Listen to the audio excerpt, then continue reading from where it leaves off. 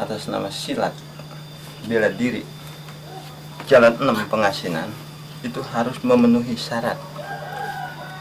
Apabila kita untuk memiliki permainan Jalan 6 itu dari zaman nenek moyang kita yang kita ikuti sampai dari dulu sampai sehingga sekarang, itu kita harus memenuhi syarat.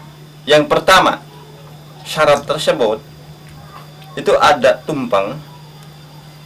Yang kedua, bekakak ayam, ada pisau yang baru, ada kain yang merah, putih itu juga baru, lantas kembang, 7 rupa, ada pupuk.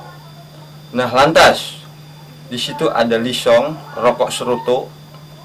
Nah, itu ada rokok komodor, rokok jinggo, itu untuk membakar, madat, ya, jarum untuk pupuhnya ada, dan minyak urut sekaligus diurut kepada gurunya sendiri yang memberikan pelajaran Jalan 6 Pengasinan.